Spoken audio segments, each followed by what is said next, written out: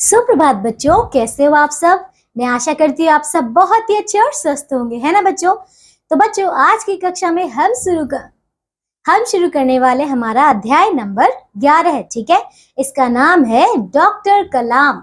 ठीक है, साधारण से असाधारण तक। तो देखिए बच्चों, इस अध्याय में हम पढ़ेंगे हमारे डॉक्टर एपीजे अब्दुल कलाम के बारे में। ठीक है, तो चलिए देखते हैं कि वो किस प्रकार साधारण से एक बहुत ही ज्यादा असाधारण मनुष्य बन जाते हैं। ठीक है, जिसको सभी लोग जानते पहचानते हैं। ठीक है, तो चलिए देखते हैं ये वाला हमारा नया पाठ। आइए सबसे पहले पाठ का सार पढ़ेंगे बच्चों। ठीक है, आइए देखिए। प्राचीन समय से लेकर आधुनिक काल तक भारत के वैज्ञानिक और उनकी खोज सारे विश्व को ज्ञान की राह दिखाते रहे हैं। तो बच्चों, ये तो हम जानते हैं, हमारा ये जो विश्व है, आज जो हमारा पूरा भारत है, पूरा ये जो देश विदेश है, ये कब कैसे कैसे इतनी उन्नति कर रहा है, कैसे इतनी प्रगति कर रहा है, सब और सब विज्ञान के बारे में, है ना। सब कुछ विज्ञान की वजह से, है ना बच्चों। तो देखिए आप, चाहे शून्य के आविष्कार की बात हो या फिर महत्वपूर्ण गणितीय और ज्योतिषीय विचारों की, ठीक है, भारत का नाम इन सभी के साथ सहज रूप से जुड़ा रहा है। विज्ञान के क्षेत्र में कई भारतीय वैज्ञानिकों ने अपना अमूल्य योगदान दिया है। ऐसे ही एक महान वैज्ञानिक थे डॉक्टर अब्दुल कलाम। ठीक है, जिन्होंने अपने संघर्षपूर्ण जीवन के बावजूद न केवल एक से बढ़कर एक उपलब्धियां हासिल की, वरन तमाम असुविधाओं से लड़कर नई नई खोज कर भारत को एक शक्तिशाली राष्ट्र बनाने में अपना एक महत्वपूर्ण योगदान दिया। तो बच्चों देखिए, हम पढ़ने वाले यहाँ पे डॉक्टर एपीजे अब्दुल कलाम के बारे में, जिन्होंने बहुत ही सारी मुसीबतों चुनौतियों का सामना करके हमारे पूरे भारत को एक शक्तिशाली भारत बनाने में, एक शक्तिशाली देश बनाने में बहुत ही ज्यादा महत्वपूर्ण योगदान दिया है। ठीक है, चलिए बच्चों आगे देखो। अब दुनिया से चले जाने के बाद भी उनके लिए उनके किए गए काम, उनकी सोच और उनका संपूर्ण जीवन देश के लिए प्रेरणा स्रोत है। प्रस्तुत पाठ में उनके जीवन की कई घटनाओं तथा उपलब्धियों के बारे में बताया गया है। तो चलिए बच्चों, पढ़ते हैं हम अब्दुल कलाम के बारे में। ठीक है, चलिए बच्चों आगे पढ़ते हैं। ठीक है, देखिए, गर्मी का मौसम था। कक्षा के भीतर काफी उमस हो रही थी। ठीक है, उमस यानी कि बच्चों जब ज्यादा गर्मी भी नहीं होती। बच्चों, उमस का अर्थ क्या होता है, जैसे कि जब आपका धूप भी ना हो लेकिन गर्मी बहुत ज्यादा लग रही हो। ठीक है, अब देखिए, अतः गर्मी से राहत पाने के लिए सारी कक्षाएं विद्यालय के बरामदे में अलग अलग समूहों के रूप में लगाई गई थी। ठीक है, तो कैसे लगाया गया था यहाँ पे, जो क्या है यहाँ पे, सारी कक्षाओं में क्या लगाया गया था बच्चों, गर्मी से बचने के लिए। ठीक है, तो सारी कक्षाएं बरामदे में लगाई हुई थी। चलिए बच्चों आगे देखिए। तभी चौथी कक्षा का एक बालक अनजाने में ही अन्य कक्षा के समूह में से होकर गुजर गया। ठीक है, छात्र द्वारा इस तरह अनुशासन को तोड़ना भला एक प्राचीन परंपरा वाले गुरु से कैसे सहन होता। देखिए बच्चों, अब क्या हुआ था कि एक ही कहानी बता रहे हैं कि जहाँ पे हम मतलब बहुत ज्यादा गर्मी थी, तो सभी बच्चों की जो कक्षाएं थी एक बरामदे में लगाएंगी। ठीक है, लेकिन समूह बना सबका अलग, कि पहली कक्षा का अलग, दूसरी का अलग, तीसरी का अलग। ठीक है, इस प्रकार।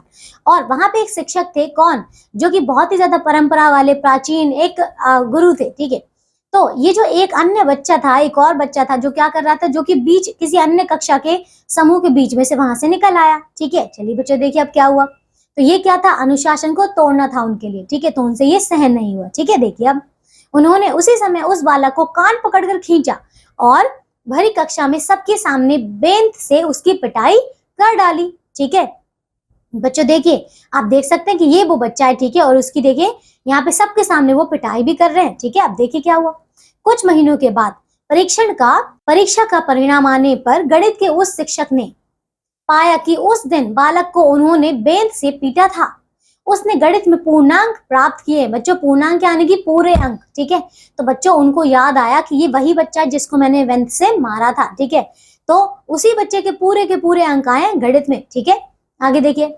दूसरा ही दिन उन्होंने प्रार्थना सभा में उस बालक की प्रशंसा की और हंसते हुए कहा, मैं जिस किसी भी छात्र की बेंच से पिटाई करता हूँ वह आगे चलकर एक महान व्यक्ति बनता है। तो देखिए बच्चों, वो शिक्षक ने सारा का सारा जो है अपना पूरा, आप कह सकते हैं कि खुद को ही बताया कि मैंने जिस बच्चे की बेंच से पिटाई की है वो हमेशा आगे चलकर सफल हुआ है। ठीक है, चलिए बच्चों आगे देखिए आप।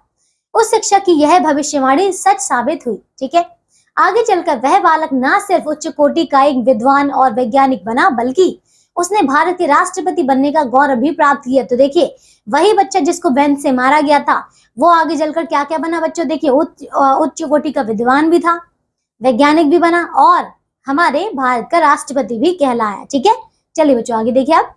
तो गणित के उस शिक्षक का नाम था रामकृष्ण अय्यर और उनसे बेंत की मार खाने वाला यह बालक कोई और नहीं बल्कि भारतीय मिसाइलों के जनक कहे जाने वाले डॉक्टर अब्दुल बकीर जैनुलाब्दीन अब्दुल कलाम थे। ठीक है बच्चों, तो देखिए ये है इनका पूरा नाम। क्या है बच्चों, देखिए तो ये जो वो बच्चा था ना जिसको बेंच से पीटा गया था और जिसने कक्षा में अंक में सबसे ज्यादा मतलब पूरे के पूरे अंक लेकर आए थे, कौन थे? तो ये बच्चा कौन था? ये कोई और नहीं, ये थे डॉक्टर अब्दुल बकीर जैनुलाब्दीन अब्दुल कलाम। ठीक है, डॉक्टर APJ अब्दुल कलाम। ठीक है बच्चों, चलिए तो डॉक्टर कलाम का जन्म 15 अक्टूबर 1931 को तमिलनाडु में रामेश्वर के पास धनुषकोडी नामक गांव में हुआ था। कहाँ पे हुआ था बच्चों? डेट तो बच्चों इसको दिनांक आपने याद रखना है, कितना हुआ था? 15 अक्टूबर 1931 को। कहाँ पे? तमिलनाडु में, तमिलनाडु के रामेश्वर में। ठीक है बच्चों, उनके पास क्या है? रामेश्वर के पास एक धनुषकोडी नामक का गाँव है, उसमें हुआ था। ठीक है, चलिए आगे देखिए फिर क्या हुआ। उनके पिता जैनुलाब्दीन मध्यम वर्गीय परिवार से थे। ठीक है, जो मछुआरों को अपने नाव किराए पर देकर अपने परिवार की आजीविका चलाते थे। ठीक है ना, संयुक्त परिवार होने के कारण उनके घर में सदस्यों की संख्या अधिक थी जबकि आमदनी कुछ खास ना थी। अतः कलाम का विद्यार्थी जीवन संघर्ष में ही रहा। ठीक है, अपनी प्रारंभिक शिक्षा पूरी करने के लिए बालक कलाम को तड़के से उठकर घर घर में अखबार बांटने का कार्य करना पड़ता था। तड़के यानी कि बच्चों सुबह सुबह। ठीक है, तो वो हर रोज सुबह सुबह उठते और सभी के घर में अखबारों का काम करते, मतलब अखबार डालने का। ठीक है, चलिए आगे देखिए। बावजूद इसके उन्होंने अपनी आत्मकथा में अपने बचपन को भौतिक और भावनात्मक रूप से सुरक्षित बताया है। तो देखिए बच्चों, भौतिक यानी कि देखिए भौतिक का अर्थ है बच्चों सांसारिक। ठीक है, तो जब उन्होंने अपनी खुद की आत्मकथा लिखी बच्चों बड़े होकर, तो उन्होंने क्या किया था? अपना ये जो पूरा सांसारिक जीवन था, उनकी जो अपनी भावनात्मक था, इसको इस रूप से क्या बताया था? सुरक्षित बताया था। ठीक है, चलिए बच्चों देखिए फिर। डॉक्टर कलाम ने ईमानदारी और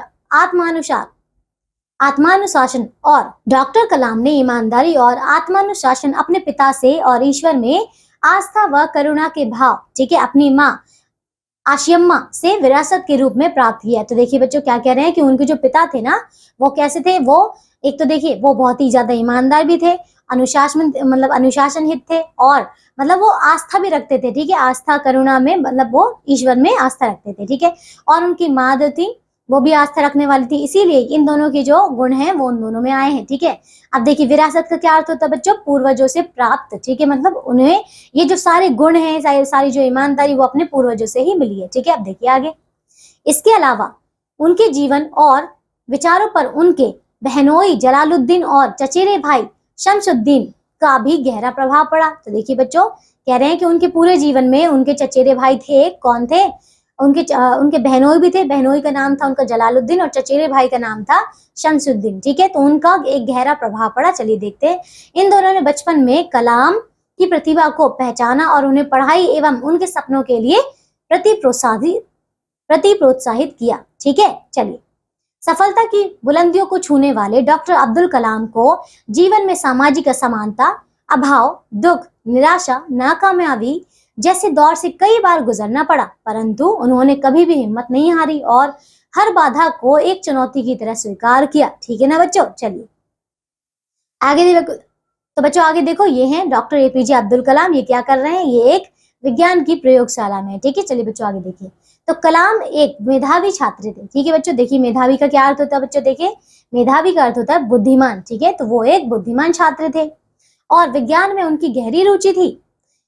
रामनाथपुरम के श्वार्टर्स हाई स्कूल से 10वीं कक्षा की परीक्षा उत्तीर्ण करने के बाद उन्होंने आगे की पढ़ाई के लिए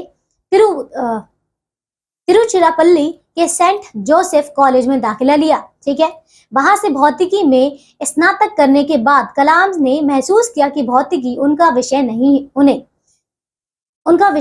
ठीक है, उन्हें तो इंजीनियरिंग में जाना था। तो देखिए बच्चों अब क्या हुआ, जब उन्होंने अपनी 10वीं की परीक्षा पास की, उसके बाद उन्होंने कहाँ पे दाखिला लिया था बच्चों? उन्होंने लिया था आपका देखिए तिरुचिरापल्ली। ठीक है, तिरुचिरापल्ली में उन्होंने दाखिला लिया था कॉलेज में। ठीक है, वहां से फिर क्या किया उन्होंने? पहले वहां से भौतिकी किया, लेकिन उन्होंने देखा कि भौतिकी उनका विषय नहीं है, लेकिन क्योंकि उन्हें क्या करना था? इंजीनियरिंग ही करनी थी। ठीक है, चलिए आगे देखिए फिर क्या हुआ। अतः वे तकनीकी शिक्षा के लिए प्रसिद्ध संस्थान मद्रास इंस्टीट्यूट ऑफ टेक्नोलॉजी, ठीक है, MIT में दाखिला लेने का प्रयास में जुड़ गए। तो बच्चों आपको समझ आया कि उन्होंने इंजीनियरिंग के लिए कहाँ पे दाखिला लेने का शुरू किया, मतलब कहाँ एडमिशन लेना चाहा। तो बच्चों देखिए वो था इंस्टीट्यूट ऑफ टेक्नोलॉजी, ठीक है, MIT। चलिए बच्चों आगे देखिए, फिर संस्थान के चयनित उम्मीदवारों की सूची में उनका नाम तो आ गया, लेकिन एक बहुत बड़ी समस्या उनके सामने आ खड़ी हुई। दाखिले के लिए 1000 रुपए की जरूरत थी, जो उनके पास ना थे। ऐसे समय में उनकी बड़ी बहन जोहरा ने अपने कंगन तथा हार गिरवी रखकर उनके लिए 1000 रुपयों की व्यवस्था की। तो देखिए बच्चों, इतनी ज्यादा कठिनाइयों का सामना उन्हें करना पड़ा था कि उनके पास अपने दाखिले के लिए 1000 रुपए भी नहीं थे। तो उनकी बहन ने क्या किया था, उनकी बड़ी बहन ने अपने सारे जो गहने थे वो गिरवी रखे और उनको तब जाके 1000 रुपए दिए थे, ठीक है। आगे देखिए बच्चों, फिर देखिए इस प्रकार बहन की सहायता के फलस्वरूप MIT में उनका दाखिला हो गया, ठीक है। कलाम ने भी आगे चलकर कठोर परिश्रम एवं लगन से पढ़ाई करके छात्रवृत्ति हासिल की तथा अपनी बहन के त्याग भरोसे का पूरा पूरा मान रखा, ठीक है बच्चों। चलिए आगे देखिए, अब MIT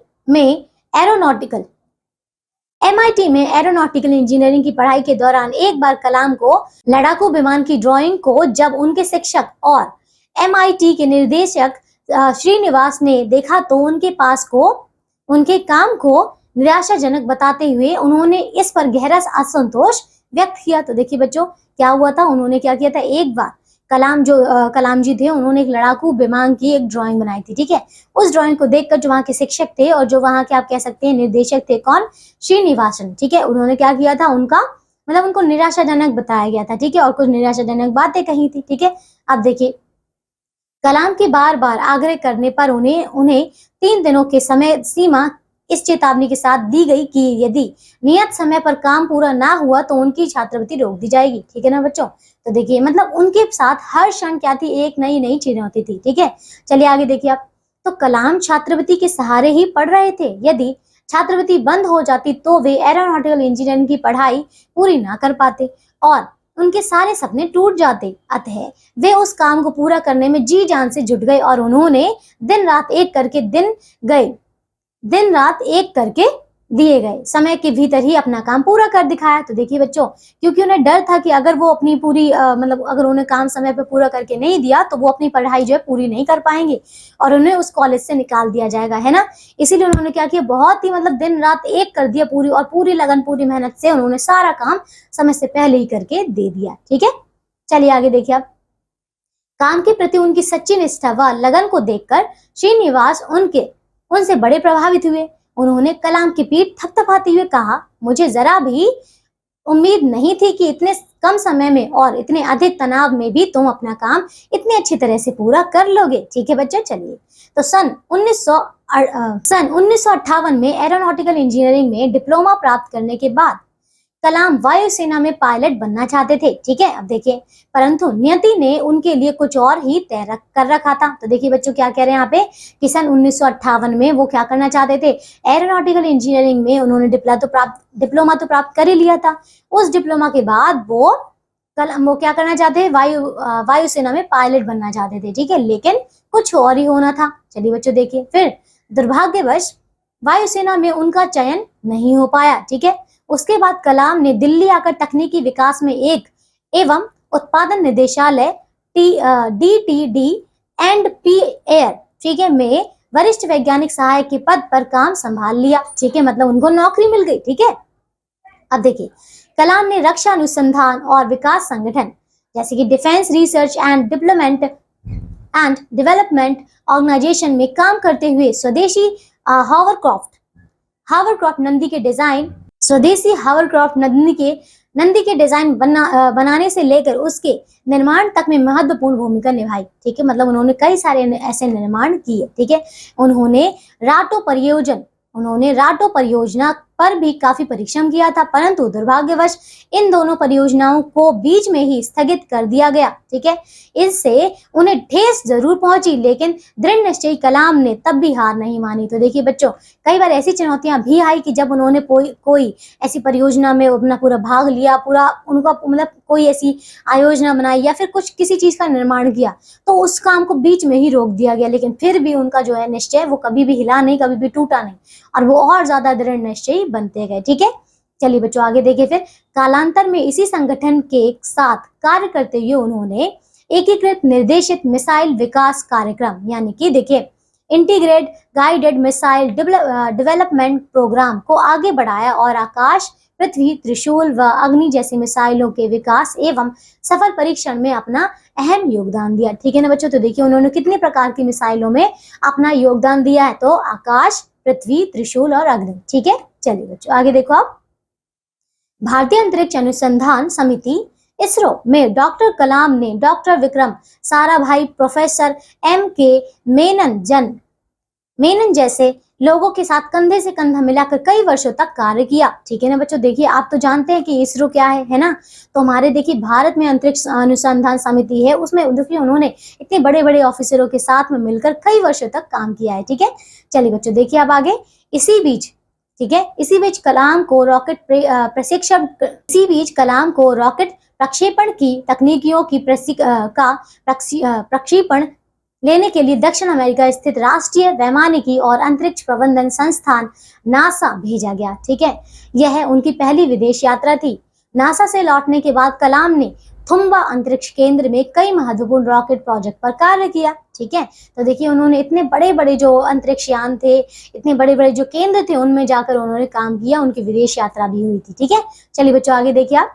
तो डॉक्टर कलाम को परियोजना निदेशक, प्रोजेक्ट डायरेक्टर के रूप में भारत का पहला स्वदेशी उपग्रह प्रक्षेपण यान यानी कि SLV-3 निर्मित करने का श्रेय भी प्राप्त है। इसी प्रक्षेपण यान की सहायता से उन्होंने सन 1980 में रोहिणी उपग्रह RS-1 को पृथ्वी की कक्षा के निकट स्थापित किया। ठीक है, फिर देखिए SLV-3 और अग्नि जैसी परियोजनाओं पर कार्य करते हुए कलाम को अनेक समस्याओं का सामना करना पड़ा। फिर देखिए जो उनके लिए इस दौरान माता पिता व बहनोई के साथ साथ प्रोफेसर विक्रम साराभाई जो उनके लिए प्रेरणा स्रोत थे कि मृत्यु ने उन्हें भावनात्मक रूप से काफी आहत किया। तो देखिए बच्चों इसी वजह से देखिए बच्चों वो जब इतने बड़े बड़े मिशन पे जब काम कर रहे थे, उसी भी जो उनके परिवार वाले थे, उनके जो प्रेरणा स्रोत थे, उनकी मृत्यु हो जाने के बाद मतलब आप कह सकते हैं कि उनको बहुत ही ज्यादा आहत किया था, बहुत ही ज्यादा उनको दुख हुआ था। ठीक है, फिर देखिए इसके अलावा उस समय विश्व के कई विकसित देश भारत के परमाणु परीक्षण के खिलाफ थे और वे तरह तरह की चेतावनी द्वारा इस तरह की परियोजनाओं को बंद करने के लिए दबाव भी डाल रहे थे। ऐसे में इन परियोजनाओं का भविष्य एक तरह से अनिश्चित ही था, है ना बच्चों, क्योंकि देखिए विदेशी जो लोग थे वो नहीं चाहते थे कि हमारे भारत में ऐसा कोई परीक्षण किया जाए। ठीक है, इसीलिए देखिए इस पर ये खतरा ही मंडरा रहा था। ठीक है, फिर देखिए क्या हुआ, इतना ही नहीं कुछ कारणवश मिशन कई बार असफल भी हुए, जिनसे उन्हें निंदा और परिहास का पात्र भी बनना पड़ा। लेकिन डॉक्टर कलाम ने विपरीत स्थितियों के सामने कभी घुटने नहीं टेके, मतलब वो लगातार प्रयास करते ही रहे। ठीक है, फिर सभी दुखों, तनाव और मुश्किलों को झेलते हुए सीमित संसाधनों के बीच उन्होंने देश को आखिर उस वैज्ञानिक बुलंदी पर पहुंचा ही दिया जिसका सपना प्रत्येक भारतवासी ने देखा था। ठीक है, तो विज्ञान के क्षेत्र में उनके अभूतपूर्व योगदानों को देखते हुए सन 1992 में, ठीक है 1992 में उन्हें भारत सरकार का प्रमुख वैज्ञानिक सलाहकार तथा सुरक्षा शोध और विकास विभाग का सचिव नियुक्त किया गया। ठीक है, तो बच्चों आपको समझ आया कि हमारी भारत सरकार ने उन्हें हमारे पूरा एक वैज्ञानिक सलाहकार और जो सुरक्षा शोध का और विकास विभाग का सचिव नियुक्त कर दिया था। ठीक है, चलिए बच्चों आगे देखिए आप और पढ़ते हैं उनके बारे में। सन 1998 में उनकी देखरेख में ही भारत ने पोखरण में अपना दूसरा परमाणु परीक्षण सफलतापूर्वक संपन्न किया और इस प्रकार हमारा देश परमाणु शक्ति से संपन्न राष्ट्रों की सूची में शामिल हो गया। तो बच्चों आपको समझ आ गया। चलिए, तो हमारा ये जो भारत है वो हमारा दूसरा परमाणु परीक्षण भी आप कर चुका है। ठीक है, चलिए आगे देखिए आप। तो डॉक्टर कलाम को उनकी उल्लेखनीय सेवाओं के लिए समय समय पर सम्मानित भी किया गया। उन्हें 30 से भी अधिक राष्ट्रीय व अंतर्राष्ट्रीय विश्वविद्यालयों और संस्थाओं ने डॉक्टरेट की उपाधि प्रदान की। सन 1997 में विज्ञान के क्षेत्र में उनके महत्वपूर्ण योगदानों के लिए उन्हें भारत सरकार की ओर से देश का सबसे बड़ा सम्मान भारत रत्न प्रदान किया गया। देखिए बच्चों, तो उन्हें हमारा जो देश का पूरा सबसे बड़ा जो हमारा सम्मान है वो दिया गया भारत रत्न का। ठीक है, चलिए आगे देखिए आप। इससे पूर्व उन्हें सन 1981 में पद्म भूषण और सन 1990 में पद्म विभूषण से सम्मानित किया गया था। ठीक है, परंतु डॉक्टर कलाम की उपलब्धियों का सफर यही समाप्त नहीं हुआ। 18 जुलाई 2002 को डॉक्टर कलाम को 90% बहुमत द्वारा भारत का 11वां राष्ट्रपति चुना गया। तो देखिए बच्चों, इतना सब कुछ करने के बाद भी उन्होंने देखिए 2002 में उनको हमारे भारत का 11वां राष्ट्रपति भी चुना गया। ठीक है, देखिए वे भारत के पहले ऐसे वैज्ञानिक थे जिन्हें देश का राष्ट्रपति बनने का गौरव प्राप्त हुआ। ठीक है, भारत का वर्ष 2020 तक एक महाशक्ति के रूप में देखने का सपना सजोने वाले कलाम भारत को अंतरिक्ष विज्ञान और परमाणु हथियारों के क्षेत्र में विश्व का सिरमौर बनते देखना चाहते थे। ठीक है, सिरमौर यानी बच्चों देखिए, सिरमौर का अर्थ होता है यहाँ पे सिर का मुकुट। ठीक है, तो वो ये बनना देखना।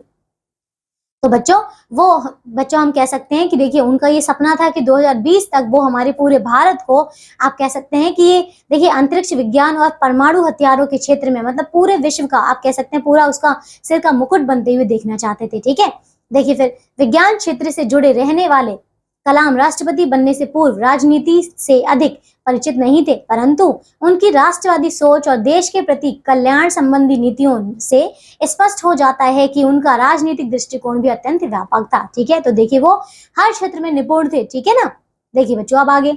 आजीवन अविवाहित रहे डॉक्टर कलाम सादगी और समर्पण के पर्याय थे। ठीक है, देखिए बच्चों उन्होंने कभी भी शादी नहीं की थी। ठीक है, अब देखिए देश की तरक्की के लिए उन्होंने व्यक्तिगत सुखों और हितों का परित्याग कर दिया था। ठीक है, बेहद सरल और विनम्र स्वभाव वाले डॉक्टर कलाम धार्मिक दृष्टिकोण से भी अत्यंत उदार थे। ठीक है, उन्हें बीड़ा बजाने व शास्त्रीय संगीत सुनने के अलावा कविताएं लिखने का भी बेहद शौक था। तो देखिए बच्चों वो संगीत में भी निपुण थे। ठीक है, चलिए बच्चों आगे देखें। और वो कविता भी लिखते थे। ठीक है ना, एक लेखक के तौर पर भी वे देश विदेश में काफी लोकप्रिय रहे। तमाम बच्चों और युवाओं में एक व्याख्यान दे रहे थे। एक सेकंड। कलाम बच्चों और युवाओं में अत्यधिक लोकप्रिय थे। ठीक है, 27 जुलाई 2015 की शाम कलाम भारतीय प्रबंधन संस्थान शिलांग में रहने योग्य ग्रह पर एक व्याख्यान दे रहे थे। ठीक है, क्या कर रहे थे वहां पे, वो व्याख्यान दे रहे थे। ठीक है, चलिए आगे देखिए। तब क्या हुआ, तभी उन्हें दिल का दौरा पड़ा। फिर गंभीर हालत में उन्हें अस्पताल में भर्ती कराया गया, जिसके 2 घंटे बाद उनकी मृत्यु हो गई। ठीक है, फिर डॉक्टर कलाम की मृत्यु देश के लिए एक अपूरणीय क्षति है, क्योंकि बच्चों हमने देखिए कितना, आप कह सकते हैं कि एक महान व्यक्ति खोया जिसने हमारे देश को कितनी ज्यादा उन्नति करवाई है ना। चलिए बच्चों आगे। वे वास्तव में एक महान तपस्वी और कर्मयोगी थे। एक सामान्य परिवार से ताल्लुक रखते हुए महान उपलब्धियां हासिल करने वाले डॉक्टर कलाम के संघर्षपूर्ण जीवन और उनके अद्भुत व्यक्तिगत से हमें प्रेरणा लेनी चाहिए तथा उनके विचारों और पद चिन्हों पर चलते हुए उन्हीं की तरह जीवन में सदैव कुछ बेहतर करने के लिए प्रयत्नशील रहना चाहिए। ठीक है ना बच्चों। चलिए तो बच्चों देखिए ये अध्याय हमारा पूरा हो चुका है। हमने यहाँ पे डॉक्टर कलाम के बारे में यहाँ पे बहुत कुछ बातें जानी है कि उन्होंने हमारे देश को आगे बढ़ाने के लिए क्या क्या किया है। बच्चों आज हम ये जो स्पेस में पहुंच पा रहे हैं, आज हम ये जो तारों की, हम जो चंद्रमा की ये जो पढ़ाई कर पा रहे हैं, सब किसकी वजह से, ये सिर्फ और सिर्फ हमारे ये डॉक्टर अब्दुल कलाम की वजह से है ना, क्योंकि उन्होंने ही देखिए ये सारा ही जो इतना कुछ नया किया था, विज्ञान के क्षेत्र में इतनी ज्यादा जो उन्नति करी है। ठीक है, और देखिए बच्चों आप समझ सकते हैं कि वो देखिए विज्ञान के क्षेत्र में तो थे ही थे, उन्हें लिखने का, कविता का, फिर उन्हें राजनीति का, इन सभी का भी आप कह सकते हैं बहुत अच्छा ज्ञान भी था। ठीक है ना बच्चों। चलिए तो ये अध्याय हमारा पूरा हो चुका है। मैं आशा करती हूँ कि अब आपको यहाँ पे बहुत अच्छा कुछ समझ आया होगा है ना, और आपने डॉक्टर एपीजे अब्दुल कलाम के बारे में बहुत सारी बातें जानी होंगी है ना बच्चों। तो चलिए बच्चों इस भाग में सिर्फ और सिर्फ इतना ही। अब हम मिलेंगे एक नई कक्षा में इसके एक दूसरे भाग के साथ। ठीक है, तो चलिए बच्चों तब तक के लिए आप इस पाठ को एक बार फिर से पढ़िए। ठीक है, एक बार इसे फिर से ध्यान से पढ़िए और इसके सारे जो शब्दार्थ उनको फिर से एक बार दोबारा से याद करिए। ठीक है बच्चों, चलिए अब हम मिलेंगे एक नई कक्षा में। ठीक है, तब तक के लिए आप सब अपना ध्यान रखिए और स्वस्थ रहिए, बाय।